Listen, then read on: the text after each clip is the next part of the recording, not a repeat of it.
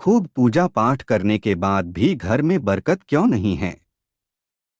आपने बहुत लोगों को यह कहते हुए सुना होगा कि मैं इतनी पूजा पाठ करता हूँ, लेकिन उसका पूर्ण फल मुझे नहीं मिलता है। इस वीडियो में हम उसका कारण बताएंगे। असल में जाने अनजाने में कुछ लोग पूजा के दौरान कई तरह की गलतियां कर बैठते हैं, जिसकी वजह से उन्हें पूजा का फल नहीं मिल पाता और पूजा अधूरी रह जाती है। ऐसे में अगर आप गलत विधियों और नियमों के साथ पूजा करते हैं, तो इसका विपरीत प्रभाव भी पड़ सकता है। चलिए जानते हैं कि घर और मंदिर में पूजा करने का सही तरीका क्या है, लेकिन उससे पहले अगर आप भी चाहते हैं कि लक्ष्मी माता का आशीर्वाद आप पर बना रहे, तो इस वीडियो को एक लाइक करें और शास्त्र ज्ञान चैनल को सब्सक्राइब कर ले और कमेंट बॉक्स में जय लक्ष्मी माता जरूर लिखें। नंबर 1। किसी भी देवी देवता या भगवान का पूजन करने से पहले स्नान किया जाता है। स्नान के पश्चात शांत मन से भगवान के सामने आसन पर बैठा जाता है। पूजा कभी भी खड़े होकर नहीं करनी चाहिए और ना ही खाली फर्श पर बैठकर पूजा करनी चाहिए। कुछ लोग पूजा करते समय जमीन पर ही बैठ जाते हैं, जो कि बिल्कुल गलत है। जिस तरह से आपने भगवान को बैठने के लिए आसन दिया है, ठीक उसी प्रकार स्वयं भी आसन पर ही बैठे। शास्त्रों में कंबल और कुश के आसन को पूजा के लिए शुभ माना गया है। नंबर 2। इस बात का भी ध्यान रखें कि पूजा का स्थान घर के फर्श से थोड़ा ऊपर होना चाहिए, क्योंकि भगवान अतुल्य और श्रेष्ठ है। इसीलिए आप अपनी बराबरी में उनकी पूजा ना करें। पूजा के लिए भगवान को किसी चौकी में या फिर फर्श से ऊंचे स्थान पर स्थापित करें। इसके अलावा पूजा घर में देवी देवताओं की मूर्तियों को कभी भी दीवार से सटाकर नहीं रखना चाहिए। पूजन करते समय आपका मुंह उत्तर या फिर पूर्व की दिशा में ही होना चाहिए। घर या किसी भी मंदिर में पूजा संपन्न करने के बाद भगवान से अपनी भूल के लिए उनके समक्ष क्षमा याचना जरूर कर लेनी चाहिए। इससे परमात्मा आपके द्वारा जाने अनजाने में की गई गलती को क्षमा करते हैं और आशीर्वाद देते हैं। नंबर 3। पूजा घर हमेशा घर के ईशान कोण में ही रहना चाहिए। पूजा घर में किसी एक देवी देवता की मूर्ति एक से ज्यादा नहीं होनी चाहिए। घर के मंदिर में किसी भी भगवान की मूर्ति 9 इंच या 22 सेंटीमीटर से छोटी होनी चाहिए। इससे बड़ी प्रतिमा घर में रखना शुभ नहीं माना जाता। बड़ी प्रतिमा को मंदिर में रखना चाहिए। अपने बेडरूम में कभी भी पूजा घर स्थापित ना करें और रात्रि के समय अपने पूजा घर को पर्दे से ढक कर रखें और पूजा घर में काम में आने वाली सभी चीजें जैसे शंख, घंटी, प्रसाद के बर्तन, दीपक, शिवलिंग, जनेऊ और भगवान शालिग्राम को साफ सुथरे कपड़े ऊपर रखना चाहिए। ऐसा नहीं करने पर हर रोज पूजा पाठ करने के बाद भी आपको उचित फल नहीं मिल पाता है। नंबर 4। शास्त्रों में उल्लेख है कि घर या मंदिर कहीं पर भी यदि आप सूर्यास्त के बाद रात के समय पूजा करते हैं, तो इस समय ना तो शंख बजाना चाहिए और ना ही घंटी बजानी चाहिए। ऐसा माना जाता है कि सूर्यास्त के बाद देवी देवता शयन के लिए चले जाते हैं और ऐसे में उन्हें जगाना सही नहीं माना जाता। इसीलिए इस बात का सदैव ध्यान रखें कि सूर्यास्त के बाद घंटी और शंख बिल्कुल ना बजाएं। नंबर 5। अक्सर लोग पूजा करते समय सिर्फ धूप जलाते हैं, लेकिन यह गलत है। किसी भी देवी देवता की पूजा करने से पहले दीपक जलाना अनिवार्य माना जाता है।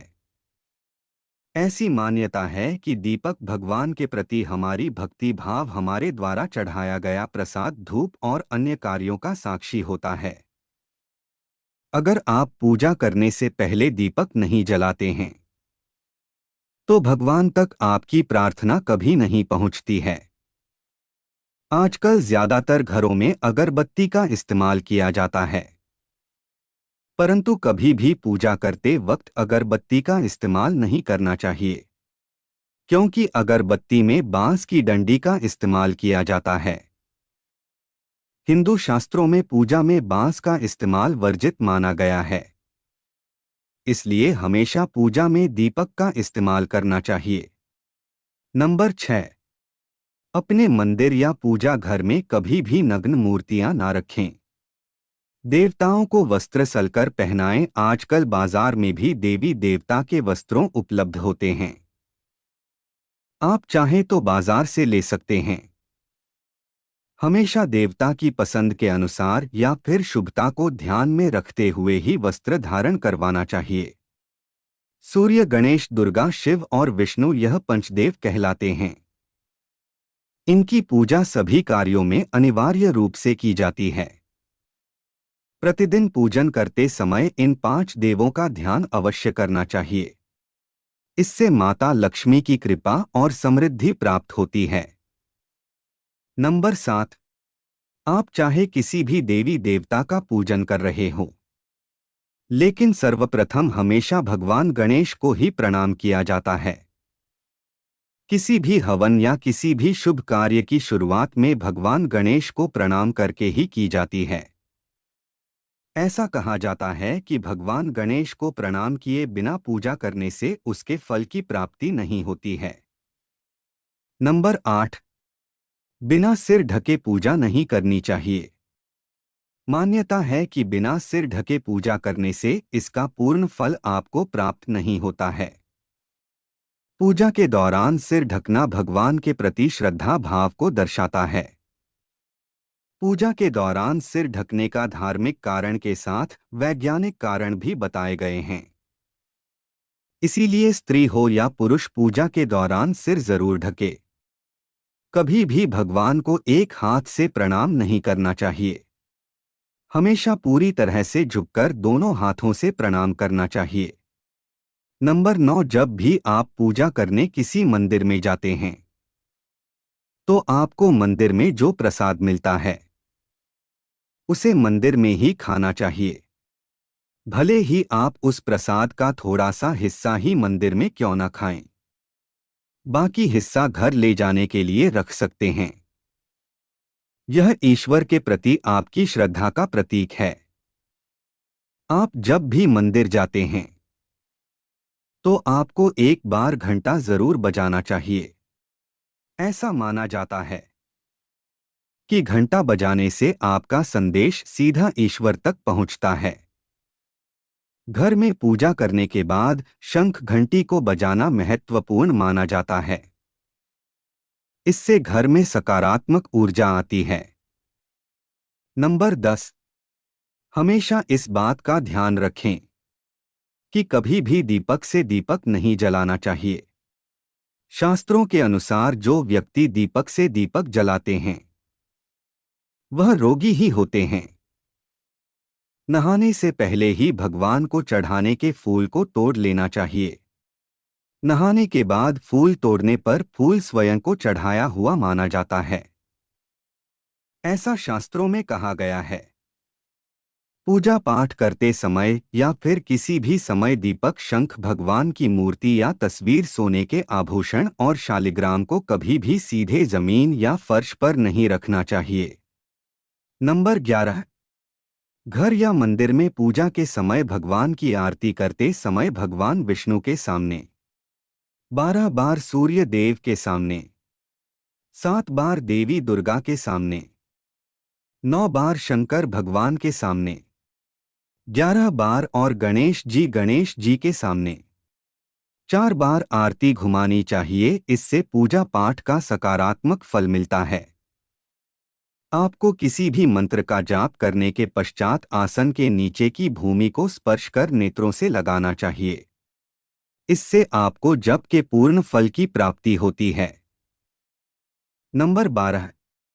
अगर आप किसी खास प्रयोजन के लिए कोई पूजा अनुष्ठान करते हैं तो उसम लिए संकल्प को पूरा करने में ज्यादा समय नहीं लगाना चाहिए। अगर आपने कहीं किसी को दान करने का संकल्प लिया है तो उसे जितनी जल्दी हो सके पूरा कर देना चाहिए। संकल्प को पूरा करने में देरी से पूजा अनुष्ठान का पूरा लाभ नहीं मिल पाता है।